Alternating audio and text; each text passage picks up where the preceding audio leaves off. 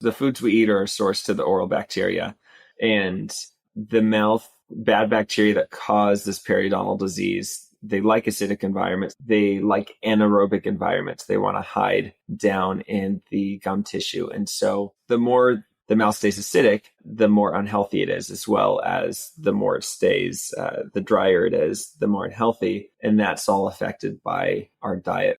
Hello and welcome. Today we have Dr. Craig D. Clayton, who is a dentist located in Meridian, Idaho, with a total wellness approach to dental health. With an emphasis in prevention, Dr. Clayton does everything he can to help his patients and his followers on social media to not only save their teeth, but also deliver longer life by caring for their oral health. He is the only biomimetic dentist in the state of Idaho, which is a form of dentistry that is less invasive, uses materials that mimic the natural tooth structure, and has better long-term results. He and his wife opened their dental practice, Restoration Dentistry, in December 2022 and started growing their social media following from scratch. They now have over 60,000 followers on Instagram, 160,000 followers on Facebook, and 31,000 followers on TikTok. The message Dr. Clayton is most known for is that cavities are actually caused by a curable disease called dental caries disease, and that you can get cavity-free for good. In his free time, Dr. Clayton enjoys multi-day backpacking trips, coaching the high school mountain bike team, backpacking with his wife and two boys aged 3 and 5, and dreaming of ways to shift the profession of dentistry. So I found Dr. Clayton while zooming through Insta Reels way too late at night. And I just loved his presence and how he goes about educating individuals on the internet about their oral health. And diving deeper and deeper and deeper into gut microbiome and how to really benefit the gut long term. A lot of the work I end up working on with clients to improve their overall gut care is their overall mouth care. And so when I found Dr. Clayton's work, I was really, really excited. I reached out to him and we had a conversation. We really jived and we were like, we got to get you on the show. And so today's interview, we are covering some personal points about who he is, what he does, why he's lit up by this work. Then we spend a good amount of time on dentistry, on understanding how the foods we eat, the diet we choose affects our overall oral health, why balanced oral health is so important for the rest of the body and the impacts of this, why dentists aren't talking about this, how to find a dentist. We get into how to heal from cavities and what's actually going on in a cavity.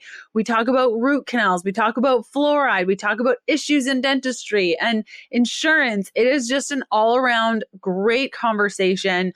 And if you are just going for cleanings or you're not, or you're just dealing with oral issues and you're not really sure where to turn, I hope today's episode will light a little fire under your belly in regards to how you can care for your oral health with some really, really simple ways and things you can just shift to help your overall health. So if you want to learn more from Dr. Clayton, his Instagram is restoration.dentistry.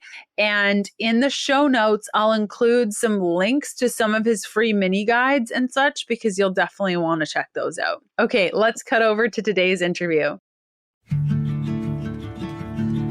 Hey, my name is Leanne Vogel. I'm fascinated with helping women navigate how to eat, move, and care for their bodies using a low-carb diet. I'm a small-town holistic nutritionist turned 3-time international best-selling author turned functional medicine practitioner, offering telemedicine services around the globe to women looking to better their health and stop second-guessing themselves. I'm here to teach you how to wade through the wellness noise to get to the good stuff that'll help you achieve your goals. We're supporting your low-carb life beyond the if it fits your macros conversation. Hormones, emotions, relationship to your body, workouts, letdowns, motivation, blood work, detoxing, metabolism. I'm providing the tools to put your motivation into action. Think of it like quality time with your bestie mixed with a little med school so you're empowered at your next doctor visit. Get ready to be challenged and encouraged while you learn about your body and how to care for it better. This is the Keto Diet Podcast.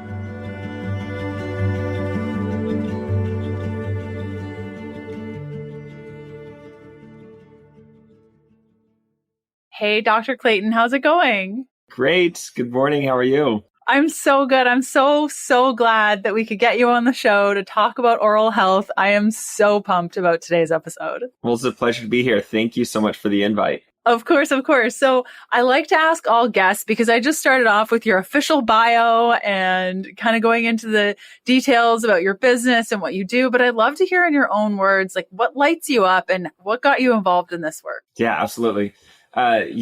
Working to shift the dental industry back to a place of healing and addressing the root cause of problems rather than just treating symptoms. I feel like dentistry, we've gotten so far away from actually focusing on oral disease. And we've, as a whole, focused a lot more on fixing teeth, treating tartar, as I call it, and not actually getting people back to full oral health, especially with the education component. There's just a lot of things missing. So when I was in dental school, I just didn't feel very aligned with what I was doing. In fact, I'm just getting straight into the story here. Go for it. I almost dropped out year 2. I was not into it, and I miss being outside. I felt like I lived inside with all the coursework that we had. It was very intensive, and I decided to stick it out and, thought, okay, I could get out, pay off my loan, and then I can shift gears and do something else. But thank you to Instagram, that's how I started finding these other niches of dentistry of people that were doing what I had kind of philosophized about, but they were already doing it. So that path was there. So as I started to learn more about what they were doing, I started to pick up speed and develop a passion for oral health care and dentistry that I had not known before. And so that now, fast forward to where we are now, we're building a practice that is focused on that prevention and treating the cause of symptoms, getting patients truly healthy, treating them in a more holistic, comprehensive approach. And then what we hope to do is to be able to roll that out to other practices and help other people, other doctors implement that in their own practices by supporting them, giving them materials, whatever we need to do. And hopefully 10, 20 years from now, we'll be able to look at the dental oral healthcare world and hopefully see a big shift back to our roots as being healers rather than just tooth technicians. Yes. What were some of the heavier feelings? Like when you were in school, you mentioned being inside all the time. Were there parts of the curriculum where you were thinking like, this just doesn't land well with me? What were some of those key, if you can remember, those key things that just didn't land well that it sounds like it made you discouraged while you were learning? What were some of those? Do you remember what those were? Yeah, there was a real disconnect. I really enjoyed the school I went to, and my professors, I had great professors. I've loved the hard sciences. So getting into dental school and going through more biology, anatomy, physiology, pathology, pharmacology, all the ologies. And I really enjoyed that aspect. And our school really preached, evidence-based dentistry, practice evidence-based dentistry. Yet we were treating periodontal disease the same as it had been treated for decades. We were learning how to cut down teeth for crowns and for fillings and other things in the same way that had been done for decades.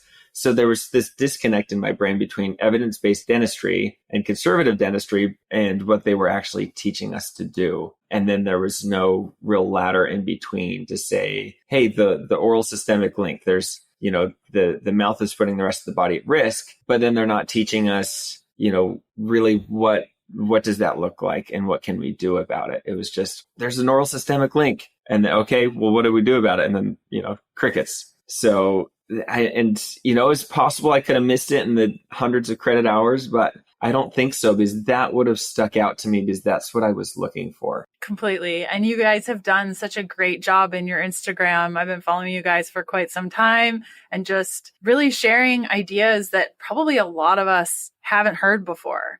And we're going to kind of get into some of those details in today's episode, just kind of breaking the mold of what we're thinking about dentistry. And I'm really excited to get into this. But before we do, I want to ask you maybe just one question on your keto diet experience, because you're on the Keto Diet Podcast and you have a history of doing this, but it didn't really work out so great for you. Can you share kind of what happened and where you feel you went wrong with that, and kind of what you're doing now personally when it comes to diet? Yeah, absolutely. So I'm pretty transparent, honest with this, but I struggled with disordered eating from about 2011 to 2017.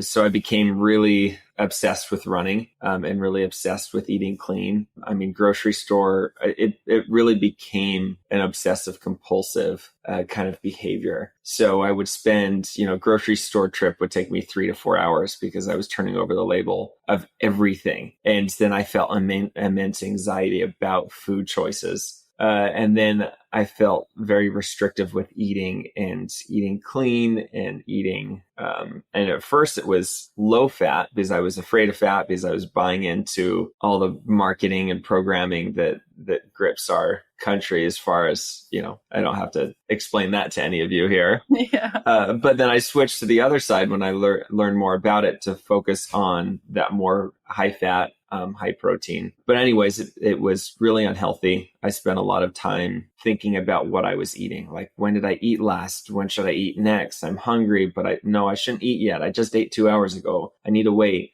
And that internal dialogue. So I had to get help and start to take a step back. And now fast forward to the present, I've learned to find kind of a middle ground between, the evidence, the science of the ketogenic diet and high fat, high protein, but then also relax some of my standards around other foods like cookies, for example, or, things like that, because I got to such an unhealthy place. So I know I'm more likely to shift back to that. So it's still a journey, still learning to find that happy medium between where I was and where I am now and where I would like to be in my relationship with food. That's amazing. And I'm sure with all of the time spent in that disordered pattern, now having the time to dedicate to helping others, really that shift is so important for many individuals to go through. And so I'm happy that you're through all of that. I've personally been through that. It's absolutely terrible.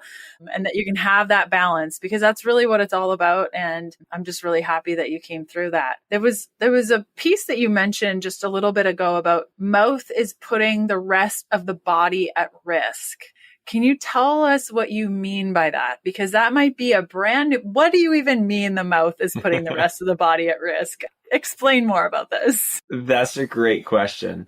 So a huge body of current evidence suggests that the bacteria found in the mouth that are drivers of inflammation get into the bloodstream through inflamed gums that bleed more easily. And that bacteria is found, for example, P. gingivalis secretes a toxin called gingipains, and that bacteria is found in the brain of patients that die from Alzheimer's dementia. And a concentration of gingipains, that toxin, as well as that bacteria. So there's a strong association there. Also, those oral bacteria that cause inflammation in the mouth are found at the sites where blood clots dislodge that then cause heart attacks and strokes. So now it's estimated that up to 50% of heart attacks and strokes are actually triggered by oral bacteria. And so there's a saying that we have in this kind of realm of dentistry that the plaque on the teeth leads to plaque in the arteries. Because these bacteria are really good at creating hard buildup on the teeth. So why can't they take the same building blocks like calcium in the blood and then do the same thing in the arteries and inflamed areas? So That's those are fascinating. 2 examples. And I'm leading up to, do you think that maybe diet also could contribute? Like, I would imagine the amount of carbohydrates or fat or protein, even like the balance of our macros, could that affect our overall oral health depending on whether or not we have certain bacterias? Absolutely. Because the foods we eat are a source to the oral bacteria, and the mouth bad bacteria that cause this periodontal disease. They like acidic environments. They like anaerobic environments. They want to hide down in the gum tissue. And so the more the mouth stays acidic, the more unhealthy it is, as well as the more it stays, the drier it is, the more unhealthy. And that's all affected by our diet. For example,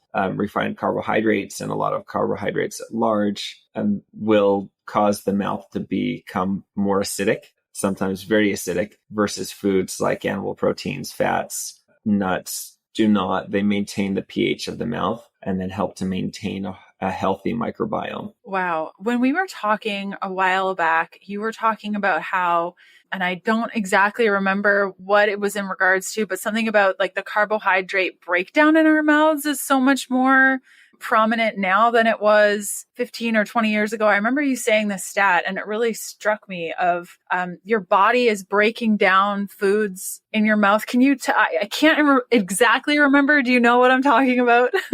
Yes, there's a whole camp of scientists that, like in any field, study our oral health today and how our system functions today compared to, hundreds of years ago based on skeletal remains and DNA. So pre-industrial revolution, humans ate a greater diet, or their greater diet included foods that were not refined and soft, right? And not as much carbohydrates. And so there wasn't as much need for the body to produce enzymes to break down these carbohydrates, which this starts in the mouth. This digestion starts in the mouth. So looking at skeletal remains of amylase, which is this enzyme that breaks down carbohydrates in the mouth and then continues in the gut, there were amylase concentration in these skeletal remains in these our ancestors 200 years ago is significantly lower than they are today. In fact, one of my scientist friends says that some of the estimates are that the amylase today in our mouths is 1,000 times higher than it was 200 years ago. So as soon as any carbohydrate hits the mouth, the mouth just starts breaking it down very effectively because of that shift in our primary fuel source to a very carbohydrate rich, especially refined diet. And what is that amylase? Like, why is it terrible to have it super high? So it's an essential enzyme. We need it to break down carbohydrates, whether it's complex chains or whatever it is. So it's important, but the problem is with the oral environment, especially is related to Caries disease, which causes cavities, is it makes that simple carbohydrate, simple sugar available very quickly, which then feeds pathogenic or disease-causing bacteria in the mouth. And so, you can eat a bell pepper, or you can eat, any vegetable produce that you would think, this is healthy, especially vegetable as opposed to a fruit. And it doesn't matter. Amylase doesn't discriminate. A carb is a carb, sugar is a sugar, and it will break that down very effectively. And so then that plays into the more frequently that happens during the day, the more we're feeding those bad bacteria that can cause disease in the mouth. Okay, so what you're saying is the amylase is increased, the carbohydrates trigger it, then the bacteria is fed, and the bacteria are the ones causing the plaque. Did I get that right? So bacteria it's kind of a symbiotic. So the food that we eat, especially more refined foods, leads to more plaque buildup on the teeth quicker. I like to use the example, if you go out and eat, a bag of candy or even like a handful of candy, your teeth will feel fuzzy afterwards. They kind of feel sticky, fuzzy. Fuzzy, that's a great word. Yes. Right. But if you go out and eat a meal of you eat steak and greens and potatoes or whatever, that's something we eat a lot of here in Idaho. That's very potatoes, yeah, potatoes kind of area. And then you fill your teeth with your tongue afterwards. They're not going to feel fuzzy. And so we always have a biofilm or a plaque on our teeth, but there's different kinds. And a healthy biofilm and microbiome actually helps to create balance in the mouth, because we need those. There's over 700 plus different kinds of bacteria in the mouth, and we need them. But when we're feeding them and creating a bad plaque buildup on the teeth, then that's feeding an unhealthy microbiome and shifting to a state of imbalance.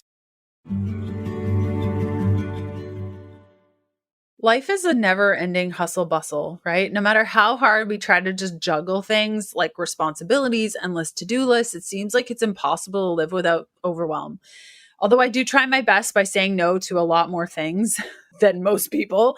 it's still, when we are stressed, it's affecting our overall well-being, our sleep, our productivity, our immune system, and our magnesium level. So here's what happens. This is the vicious stress magnesium deficiency cycle. Stress strikes, our body loses magnesium, sleep becomes elusive, energy and production plummet, stress then skyrockets, and more magnesium escapes your body. And we just go in this loop. Out of all minerals that I test in my clients, magnesium and potassium are the two ones that are just deficient in most people. I don't think I've ever seen a hair tissue mineral analysis or chatted with an individual that had a good magnesium level, including myself. So when I determined that I was pretty dang low in magnesium, I tried all the things. I looked to magnesium glycinate and magnesium taurate and magnesium malate. And these are all really good forms, but an individual process just isn't going to cut it. When I switched over to Bioptimizer's Magnesium Breakthrough, oh man, was it a game changer. Now, Magnesium Breakthrough contains all 7 forms of magnesium, which might support stress management by promoting muscle relaxation, regulating the nervous system, controlling stress hormones, enhancing brain function, boosting energy, and improving sleep.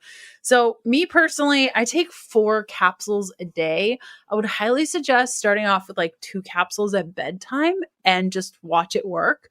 I would encourage you to just give it a shot and break free of this vicious, ridiculous magnesium deficiency cycle.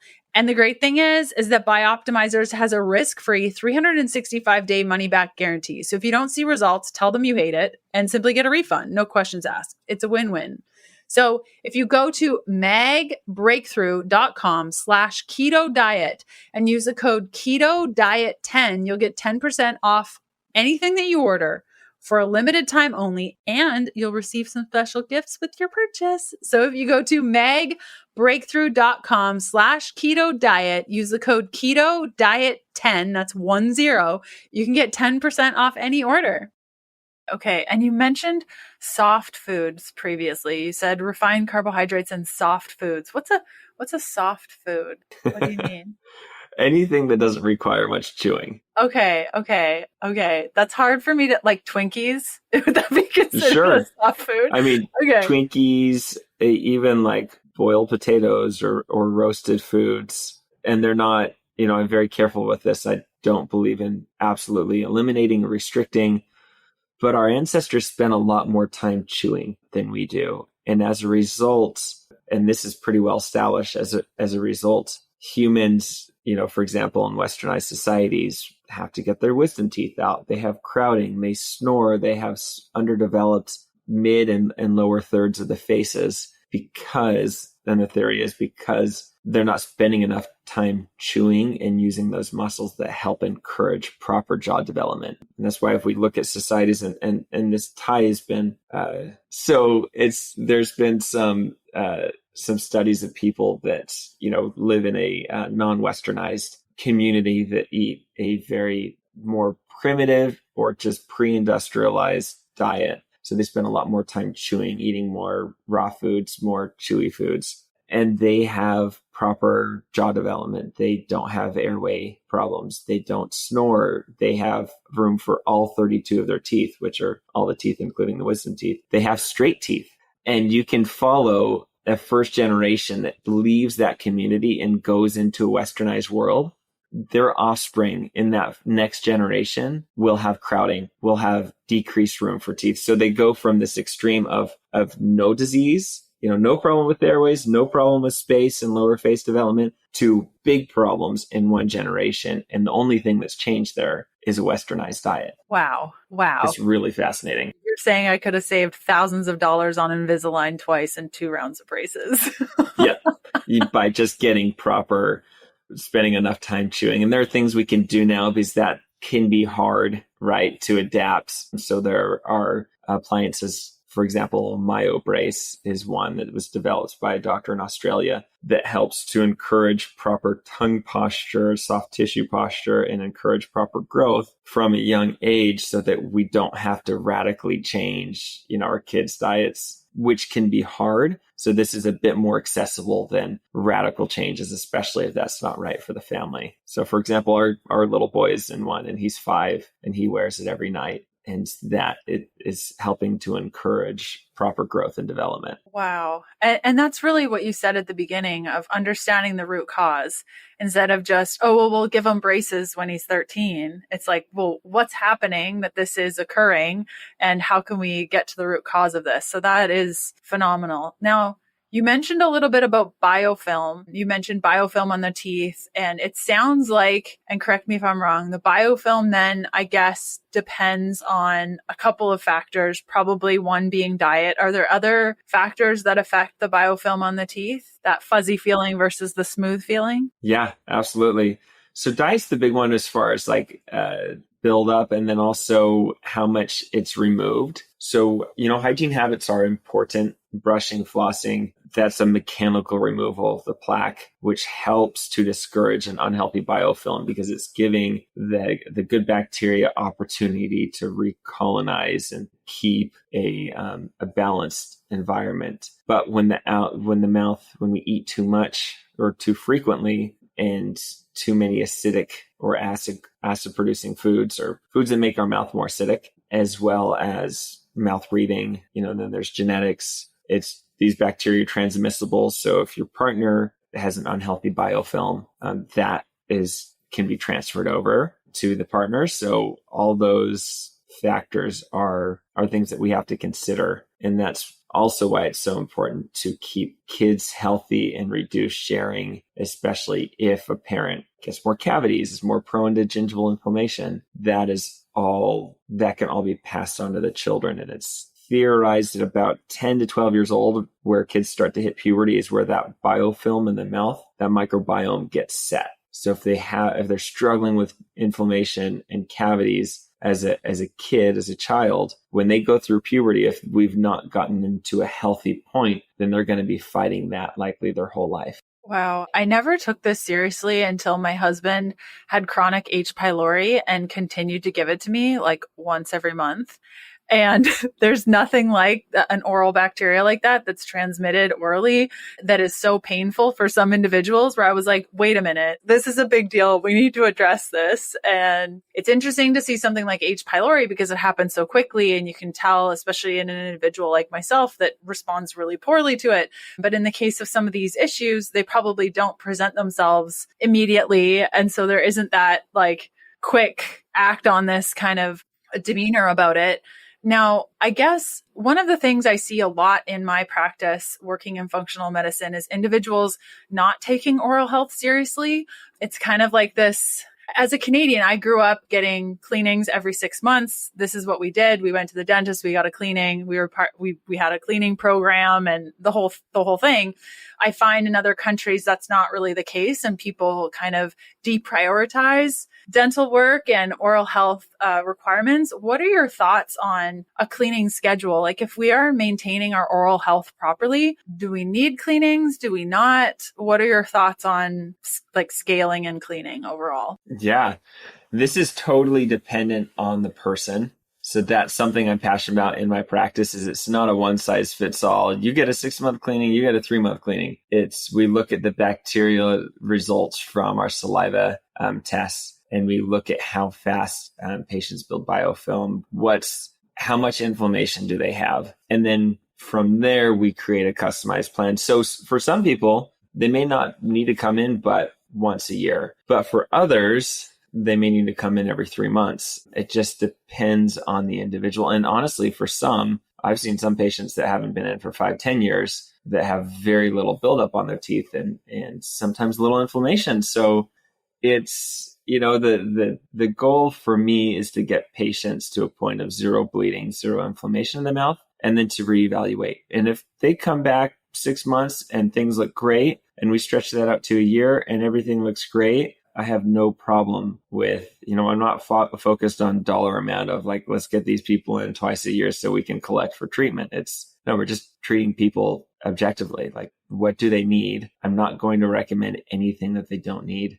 So that is a hard part. And, most of my patients that come in, most of my new patients need inflammation treatments. Very few are healthy. And this is typically absence of pain. They feel fine. They've never been told they have inflammation in the mouth. And so then they're surprised. But that's one of the false stories, that's kind of false narratives in dentistry, is that, okay, if nothing's hurting me, then there's not a problem, which is totally not the case, because you can have bleeding gums inflammation that's putting the rest of your body at risk because those bacteria are going other places. But you could feel fine. Same with cavities. You could have a bunch of cavities forming, tooth decay from unhealthy biofilm. It's not going to hurt till it's to the nerve, and then you can either get a root canal treatment for the tooth or you can get it extracted. So people with oral health care, we need to get people to understand that it's just like the rest of their body. They need to be proactive in taking care of themselves, especially with the current diet at large, because that's a big change that is tightly associated, right, or tightly correlates with the changes that we're seeing in oral health. These dietary modifications. Completely. I know my oral health completely transformed when I started eating a lower carb, higher fat, higher protein. We talked about this previously, but I would get a cavity at least once a year. Every time I went to the dentist, I would have a cavity. And now it's been, I think my last one was the first year that I went keto. And I remember the first dental appointment. I had seen my dentist for years and years and years, and I had been on a ketogenic diet for 6 months. And my dentist looked at my mouth. He's like, "What are you doing?" I'm like, "Nothing. I'm brushing, I'm flossing, I'm doing everything you're telling me." He's like, "Your mouth is completely different." I'm like, "I don't know what to tell you." And we started talking. I'm like, "Well, I'm doing the ketogenic diet." He's like, "Well, that's not it." I'm like, "Okay." So fast forward a bunch of years. I'm like, "No, it's definitely not eating all the sugar and the carbs and all the things, and changing my water quality and all the things that I was doing." So yeah, I can fully back that statement up completely. There was something you said, inflammation treatments. Can you talk about what that is and what you mean by inflammation treatments? Yeah, absolutely. And just to speak to that point with just dietary, I mean, I love that. Yeah, that's what we're eating is influencing our body. Like, humans had a much higher rate of tooth decay and tooth loss after the westernized diet, after these dietary changes. And I mean, you can look at 50s, 60s when fat was taken out of products and corn syrup was added to everything. There were real consequences. That's why fluoride was introduced, and that's a whole nother controversial topic. We might get there. Okay, maybe. Cool.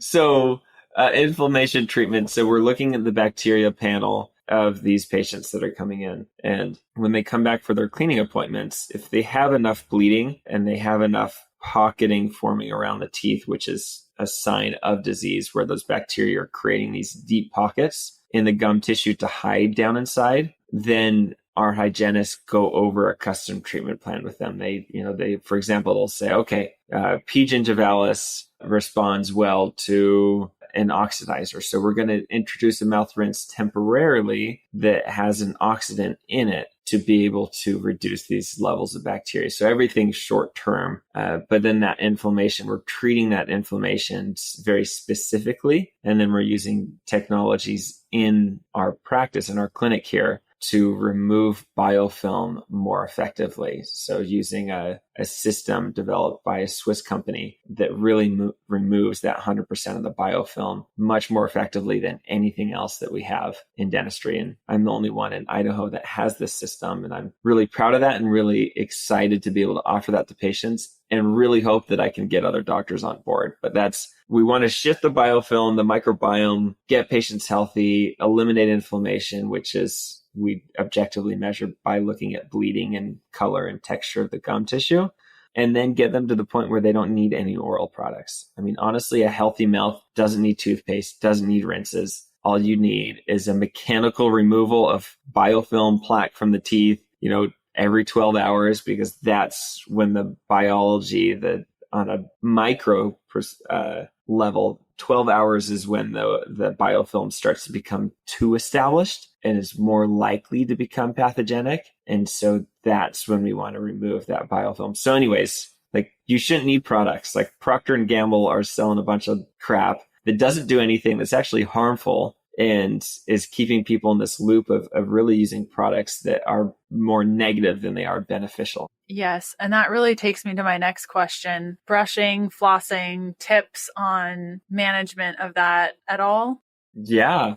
So brushing, I like the Oral-B spin brush, electric toothbrush, only soft, extra soft heads. I like that because it does the work for you. You don't need to brush side to side. You just hold that brush against the teeth and tilt it slightly towards the gums. And you just run that along your teeth and let that do all the work. And that clinically in studies has been shown to be more effective than a manual toothbrush and even slightly more effective than a Sonicare. So that's excellent. Floss, I like Cocoa Floss. It's a woven, thicker floss. It expands in the gum tissue, and guarantee when you use it, you'll be shocked how much more you get out from your gum tissue. But again, that's every 12 hours, and a healthy mouth, that's all you need is mechanical removal. Yes, I switched over to the Cocoa Floss probably about 6 months ago when I learned that the Oral-B that I loved, the Glide Floss, it just goes in and out super easy, actually has a lot of chemicals in it and is leaving a lot of chemicals in your mouth. And I'm like, that's not cool. So I literally just switched flosses because I didn't want the chemicals. And you're right. The first time I used it, I was like, hold on a minute. How much was in between those teeth? That is disgusting.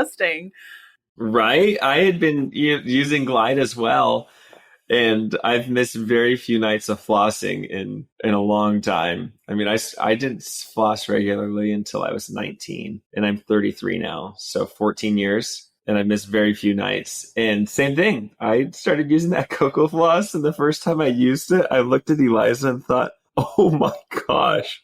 I can't believe what's coming out with this. It's crazy. And you could go like multiple times and you're like, it just keeps coming out. Like, where's it coming from? Yeah. Oh man. Yeah. So that stuff is great. Yeah. I love that stuff. Solid recommendation. You can even get it on Amazon. It's good stuff. Okay. Let's talk a little bit.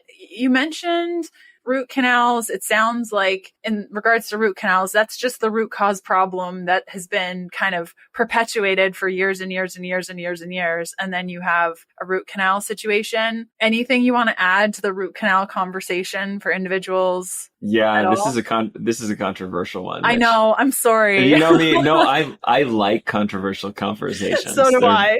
They're more interesting. That's what got us all of our followers were a couple controversial videos, which the whole point is to educate, right?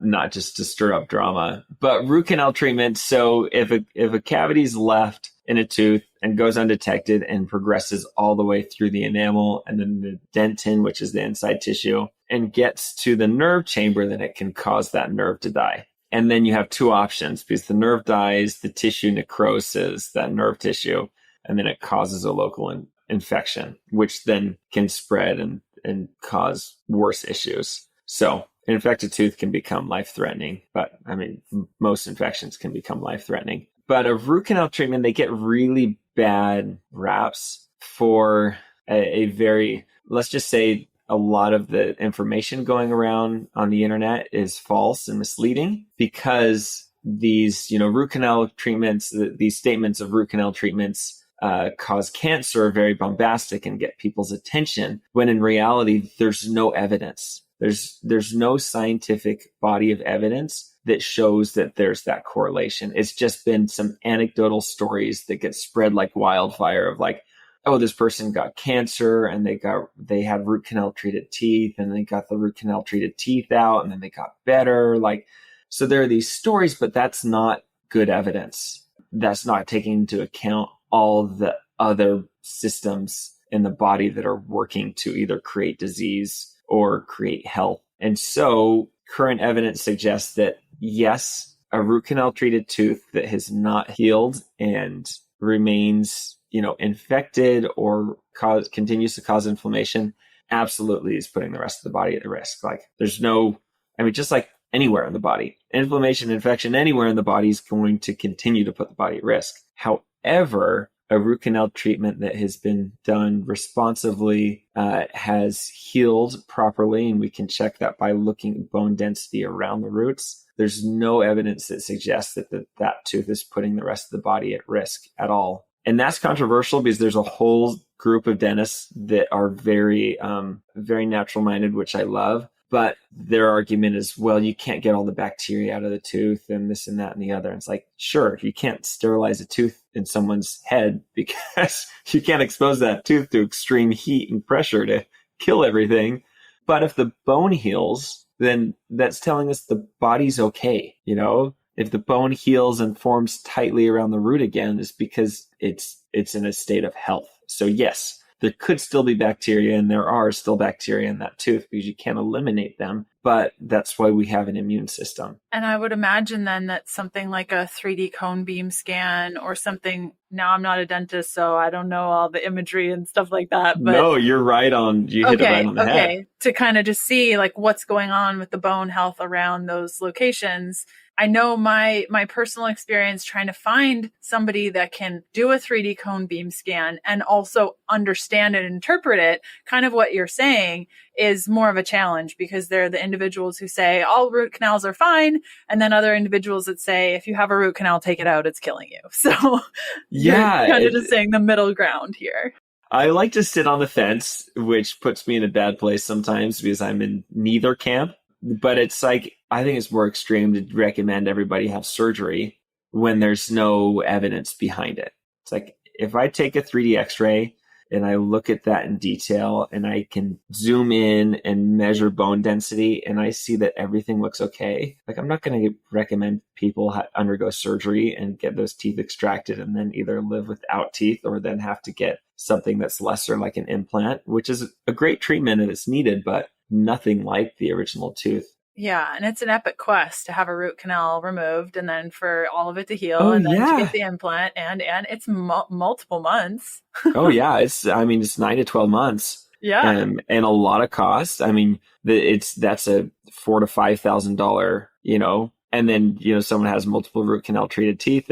They could be recommended to take them all out and replace them with implants, and it's $20,000 when you look at the cone beam and there's no signs of inflammation around the teeth. So it's just, I feel like it's reckless, honestly, and that balance needs to be struck between believing the body of evidence and just thinking through it logically and not buying into that fear. Yeah. So what I'm hearing you say is if you have root canals and there are other issues, it might be worth getting a 3D cone beam scan and having somebody who understands how to look at them kind of determine if it is an issue. But to just say root canal equals removal is short-sighted. Yeah. Cool. Yeah, exactly. And, when people also argue, well, why would you leave a dead organ in your tooth or in your mouth?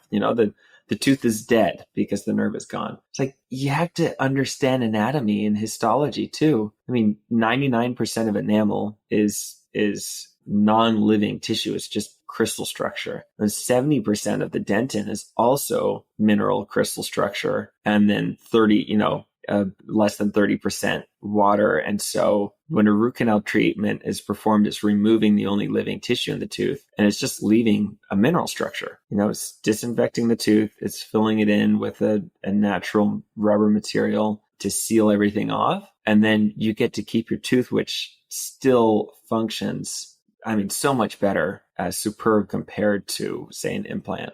So I every time would say, I'm going to do a root canal treatment if I needed one. If my family member needed one, I'd recommend it and then just get it checked, every once in a while, get a 3D scan, make sure it's still looking good, that it's going to have a shorter lifespan. I don't expect root canal treatments to last a person's whole life, but if you can hold on to it for another 10, 20 years, they're going to be better off than just taking it out and putting an implant in. It was January 2023 and I wasn't pooping daily. As far back as I can remember, pooping daily was not something that I was very good at. And I was asked to try DSO1 from Seed and just a month's worth. Somebody offered to send it to me to see what I thought. And I was like, sure, why not? I love taking probiotics.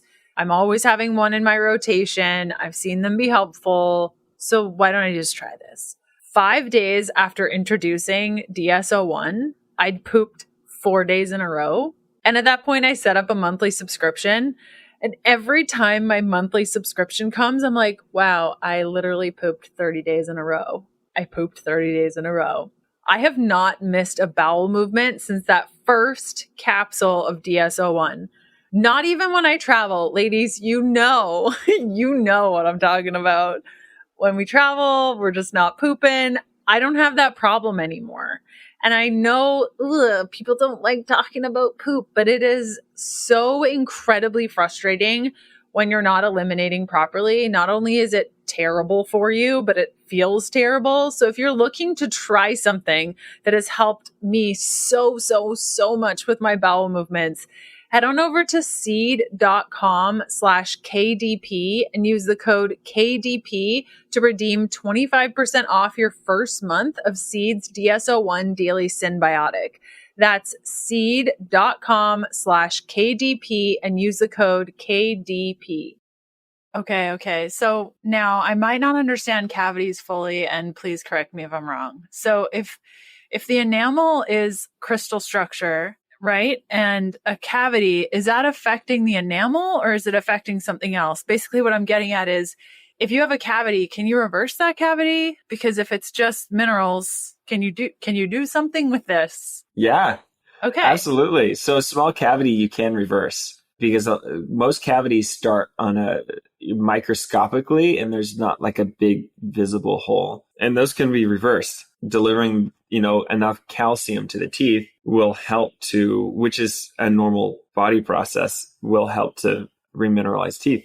Our saliva has calcium in it. Like, this is a system that naturally works to remineralize teeth. We eat, mouth becomes acidic, enamel breaks down, saliva comes in, neutralizes everything, delivers calcium, remineralizes teeth. Like, it's a natural process. It's pretty cool. That is awesome. So where does fluoride fit into the picture in the standard conventional approach? I don't entirely know what fluoride promises to do. Is it to do with enamel structure? I think, right? Because yes. Okay. So what they're saying is, by doing fluoride, then that helps prevent cavities because it's strengthening or keeping the enamel structure okay. Yeah. So fluoride works really for healthy teeth, for teeth that haven't gotten cavities broken down. And the fluoride, just to make it short, makes enamel 10 times more resistant to acid, which cavities are an acid problem, not a sugar problem. And so make the teeth 10 times more resistant to acid, then we're increasing our defense against cavities. But that has to be at a high enough concentration. Fluoride in our water does absolutely nothing. And that's Except pretty well ruin your thyroid. Yeah. It's just, the only time I recommend fluoride is if someone actually is at risk for cavities. If they're getting cavities yearly, then I recommend let's do 1 to 2 applications of fluoride, just topical in office high strength applications, and limit their exposure. Like, you don't need to be using a high strength fluoride toothpaste every day. You don't need to be drinking fluoridated water. Let's just deliver it to help strengthen the enamel. And let's do a bunch of other things that are more helpful, like get you enough calcium, look at your diet, get you away from foods that promote an acidic environment in the mouth. Like, we have to manage all these other risk factors. Fluoride has been thrown at this cavity problem, this Caries disease, for decades as like the savior. Like, just use high strength fluoride, all your problems go away. And it's just totally missing the mark. So do you feel like now the health realm using Hydroxy Appetite or Appetite, I don't know how to pronounce it, as a replacement of fluoride is kind of doing the same thing? Or do you think that there's like some strong basis for using it instead of fluoride? Hydroxy Appetite, will become controversial. Hydroxy Appetite, clinical research shows that it is effective. It doesn't illustrate, it's promoted as a product that can remineralize teeth. However, the evidence shows an increase in density where that cavity was, but it doesn't actually prove that it's remineralizing. And so what's being considered now is Hydroxy Appetite is this preformed crystal structure of calcium and phosphate, which our teeth and bones are made out of. But if you can think, if you think about this, if you take a puzzle and take a couple pieces out of it and then throw those pieces back at the puzzle and expect them to reintegrate perfectly, like it doesn't work, right? Like it's going to be a 1 in a million chance. When our teeth start to break down, those crystals are not just like linear. The patterns are very unique and intricate. So just throwing a bunch of preformed crystals at them doesn't do anything. And so it's like filling in a pothole in the road with sand, and rather than with asphalt. Like if Hydroxy Appetite was the solution to our problem, we would have it in our saliva, but we don't. We have calcium. We have independent calcium and phosphate. We don't have it pre-linked together in a crystal structure. And, oh, by the way, clinical evidence is based on like a 10% strength of Hydroxy Appetite. Most over-the-counter products are about 2%. So they're not even in high enough concentration to move the needle for a lot of these products. Super. Okay, cool. So yeah. we've covered a lot of things, and I'm sure a lot of listeners are like, this is all fine and dandy, but I cannot find a dentist like you. I am nowhere close to Idaho. Why don't dentists talk like you? What is the issue? Why are they not addressing root cause? Does it have to do with insurance? Like, what's going on here that dentists don't talk like this? Oh my gosh. Yeah, it's so frustrating, and I don't blame them, because I would be in the same position had I not found the people I found and the communities that I found. Insurance is a big problem. Insurance is like a menu of your dental options, your oral healthcare options. And when they only cover $1,000 to $1,500 a year, which is typical for most plans, and someone walks in with a very diseased mouth with lots of needs, that's not going to cover what they need. And also some of these better treatments are just plain not covered by insurance. And so there's no incentive for doctors to make that change because they're already overworked. Dentistry of the healthcare professions has had a reputation for having a higher suicide rate. I think the latest news was like 7%. Because it's so stressful, insurance pays less. They only pay for certain things. So then patients get a limited menu of choices. And so I'm not blaming them. I'm blaming insurance and the system and how dentistry has evolved to be really driven by insurance. I mean, even in dental school, for example, I was taught, so that's one aspect. Insurance has a grip on the market, has a grip on providers, and then they are less willing to change, because to do what I'm doing takes, like, you have to be willing to drop insurance because it takes more time. And that's really scary for providers. It's really scary. And so that's a big problem too. I mean, our education system is outdated. Some of these newer techniques, better ways of doing dentistry are 30 years old. Like the airflow system that I use for biofilm removal for cleanings was developed in 1981.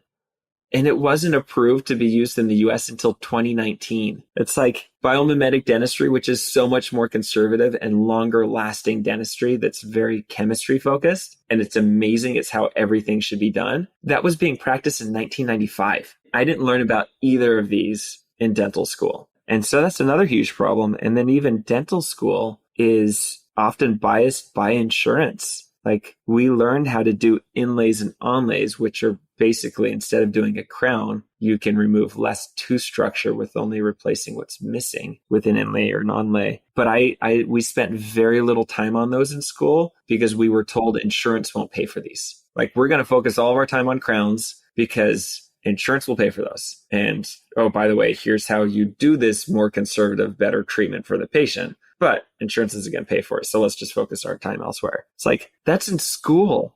And lastly, I had one course in school on cariology, or the study of Caries disease. But I had 4 years of learning how to cut teeth down. But I had one 3-credit hour course on prevention, on the disease itself. So it's like, it's so backwards. So those are some of the big problems that are continuing to drive this and prevent oral health care from shifting from a technical art to actually healing our patients. And that's just hard to get people on board for, because it's scary to make that shift. Oh, totally it is. Yeah, 100% it would be, for sure. I know I switched my practice over that way, and it's terrifying. It's really scary because it's your livelihood and you're stepping out. And so what can an individual do that loves their dentist, and how can we encourage our dentists? I know that I do. Every time I go in, I bring some new paper and some new conversation, and we're talking about things like, how can we encourage our dentists to start taking more of a total wellness approach to dentistry? I think by making more requests. I think two parts: making more requests, becoming educated, and saying, hey, I want to learn more about Caries disease. Or can you offer saliva tests so I can actually see what kind of bacteria are in my mouth? So those are two things, just asking for more information. And then I like what you're doing, bringing them information, and hopefully you will have a provider that's humble enough that will listen and look at it and, even point him toward, him or her towards my account. And maybe if they're receptive, we've had plenty of providers that have reached out and said, how do we do what you're doing? Like, how did you find this? I love this. This feels right. So they're out there, but we're just going to have to continue to spread the word, request things from your dentist, and also be willing to, if you're willing to pay for the better treatment, if you're willing to say, hey, what do you recommend is best for me? Do I need to come in every 3 months? Do I need to come in every 4 months? Like, what's going on? How can we be more proactive? Then that will help to shift the mindset of the doctor of like, oh, no, this patient actually wants to pay for what's best. Like if you need a crown, for example, saying, can you do an inlay instead? Can you do an onlay instead? I'll pay for it because I want to keep that tooth for longer. Like those requests are going to start to shift mindset when patients take control of their oral health and what they want. Because it needs to be, I think it needs to be a consumer driven change. I think it's going to be really hard to change all the practitioners. I think we need to see a change in what people are asking in order to shift. And that ties so well into how can people find more from you, connect with you, learn from you, where are all the places that they can start to educate themselves. So when they're going into their dentist, if they live really far away from you and you can't be their dentist, which I know I would love, where can they connect with you to learn more?